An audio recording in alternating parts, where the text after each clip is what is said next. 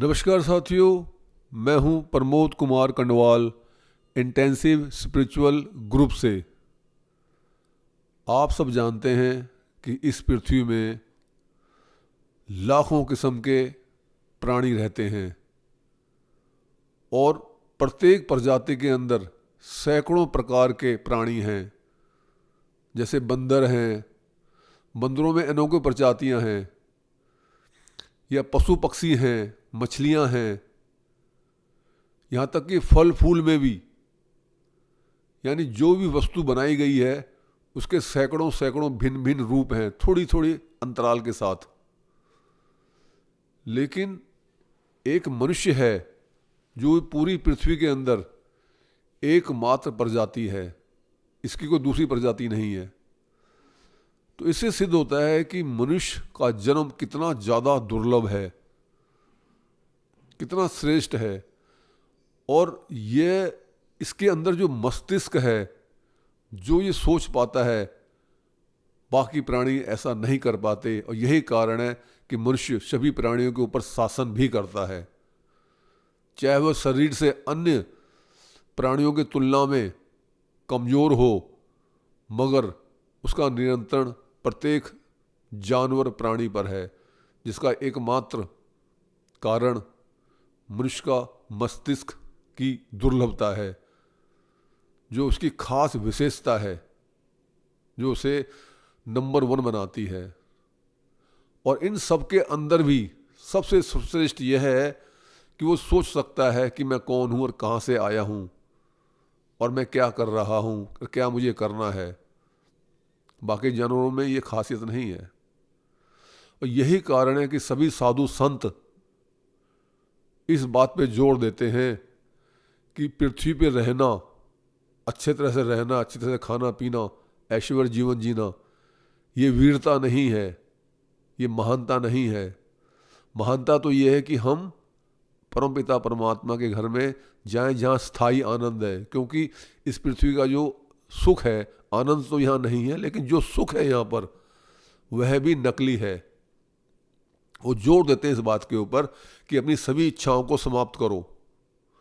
यदि हम अपनी इच्छाओं को समाप्त नहीं करेंगे तो शरीर छोड़ने के बाद हमें दूसरा जन्म लेना पड़ेगा। हमारी मुक्ति तो नहीं होगी, लेकिन जब तक हम नया जन्म नहीं ले लेंगे तब तक हमें बहुत ज़्यादा समस्याओं का सामना करना पड़ेगा। जो अंतराल हमें नया जन्म लेने के बीच में होगा, जितने समय तक हम जन्म नहीं ले पाएंगे, हमें एक एक क्षण बिताना बहुत ज़्यादा भारी होगा। क्योंकि इच्छा तो हमारी है, शाम को जैसी सूरज ढलता है मदिरा पीने की, मांस खाने की, ऊँट पटाख कार्य करने की।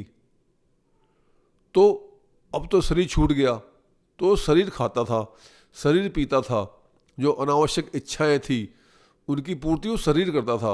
अब शरीर छूट गया, लेकिन मन तो वही है, मन उतना ही है शरीर छोड़ने के बाद भी। उसके अंदर जरा भी भेद उत्पन्न नहीं हुआ है, तो दिक्कत हो जाती है। फिर एक एक सेकंड बिताना बहुत ज़्यादा भारी पड़ जाता है। फिर जब वो बहुत रोता है, पछताता है और जन्म नहीं ले पाता है, तब वो परमात्मा से प्रार्थना करता है, हे प्रभु मुझे जन्म दे दो, मुझे जन्म दे दो। तो परमात्मा उसके ऊपर फिर थोड़ी सी कृपा करते हैं कि चलो थोड़ा से पंच तत्व का से सुख दे दें, जिसकी वजह से रह नहीं पा रहा है ये। तो उसे इमरजेंसी जन्म देते हैं कुछ समय के लिए, 1 दिन के लिए, 10 दिन के लिए, 15 दिन के लिए, 20 दिन के लिए। जैसे हमारे शरीर में अचानक जूं हो जाती है पैदा, या जैसे गंदगी में अचानक कीड़े पैदा हो जाते हैं, तो इनको पैदा होने के लिए परमात्मा उनका जो मेल फीमेल का जो प्रोसेस होता है संगम से, जो अन्य मनुष्य पैदा होते हैं, उसको शॉर्टकट कर देता है कि जाओ, मैं अगर तुम जन्म नहीं ले पा रहे हो तो विदाउट प्रोसेस, विदाउट जो विधान मैंने बना रखा है उसके बिना जन्म ले लो, लेकिन ज़्यादा दिन नहीं, 10-15 दिन में वापस आना पड़ेगा। तो इससे थोड़ा ये भी सिद्ध होता है कि परमात्मा ने मेल को फीमेल से भी ज़्यादा प्रधानता दी है कुछ विशेष स्थिति के अंदर। यानी वहाँ पर तो जो ये जूं होती हैं या गंदगी में जो कीड़े इत्यादि पैदा होते हैं, वहाँ पे मेल फीमेल संगम से नहीं होते, ये तो गंदगी से हो जाते हैं। तो ये भी है कि वहाँ पर पुरुष को प्रधानता दी गई है।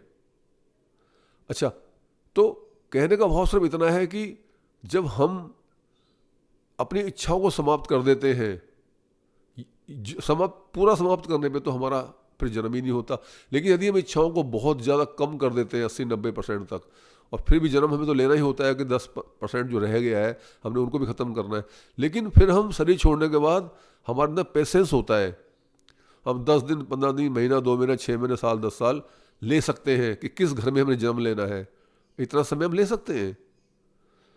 और फिर हम उस घर में जन्म लेते हैं जहाँ हमारी इच्छाएं पूरी हों, जहाँ हमारे बच्चे खुशी कार्य पूरे हो सकें, हमें वो फैसिलिटी सुविधा हमको मिल सके, हम ऐसा कर सकते हैं फिर। तो इसीलिए हमारे साधु संत कहते हैं कि अपनी इच्छाओं को समाप्त करो, ताकि अपने घर में वापस चले जाएं और हम स्थायी जो आनंद परमात्मा घर में है वो हमको मिल सके। यदि आपको यह वीडियो पसंद आई है तो आप चैनल को सब्सक्राइब कर सकते हैं, लाइक कर सकते हैं तथा शेयर भी कर सकते हैं। गुरु भगवान सबका कल्याण करें।